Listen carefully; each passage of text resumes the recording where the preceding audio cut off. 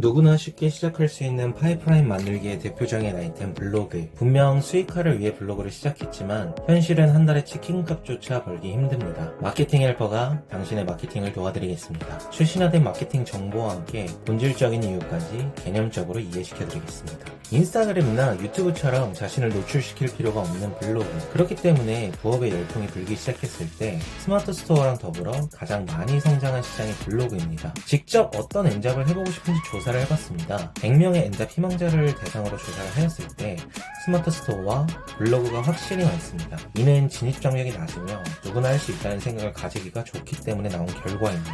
그런데 3년 정도 마케팅 컨설팅을 진행해보니 충격적인 결과를 보고 말았습니다. 블로그로 돈을 벌기 위해 시작을 했으면서 정작 하고 있는 포스팅은 집 근처 음식점에 다녀와서 맛집이랍시고 포스팅을 하는 것입니다. 단순히 글만 쓰면 되는 줄 단단히 착각을 한 상태에서 블로그를 시작하고 있었던 것입니다. 그러면서 일일 포스팅이 중요하다, 집에 있는 IP를 쓰는 것이 좋다, 환경 키워드를 찾아야 한다 등 이상한 정보에 휘둘려서 집착을 하고 있는 것입니다. 그래서 제가 질문했습니다. 도대체 뭘로 돈 버실 생각이신가요? 그러면서 하는 말은 애드포스트나 애드센스를 하면 되지 않겠냐는 답변만 엄청나게 합니다. 애드포스트보다 애드센스가 돈을 더 많이 주니 히스토리나 워드프레스를 하는 게 좋지 않냐는 겁니다. 확실히 알고 계셨으면 좋겠습니다.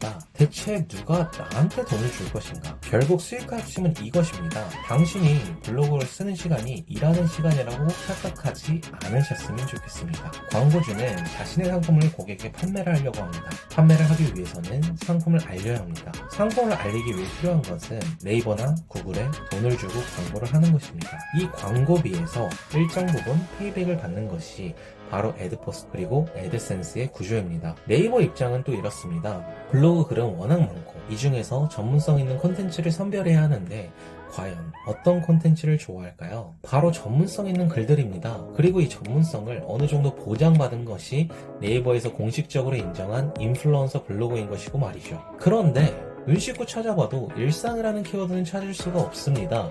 이유는 간단합니다. 세상에 일상 전문가가 어디 있습니까? 지금까지 맛집 포스팅한 블로그는 그냥 버리세요. 블로그로 맛집 포스팅을 해서 얻고 싶은 결과가 맛집 체험단 선정돼서 공짜로 음식 먹고 다니는 것이라면 그대로 하셔도 됩니다. 대신 수익화를 만들겠다는 헛된 희망은 갖지 마세요. 맛집 포스팅 백날 해봤자 치킨값도 못 벌어갑니다.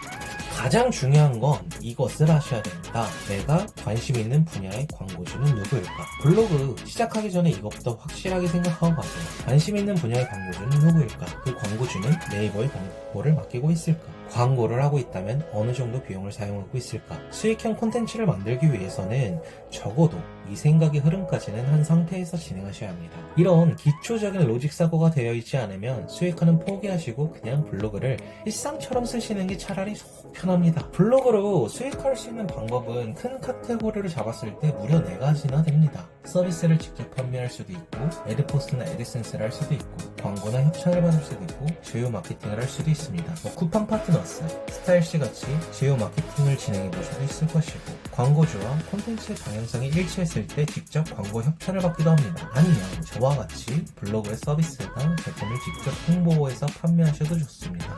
사실상 직접 아이템을 보유하고 있는 것이 가장 좋긴 합니다.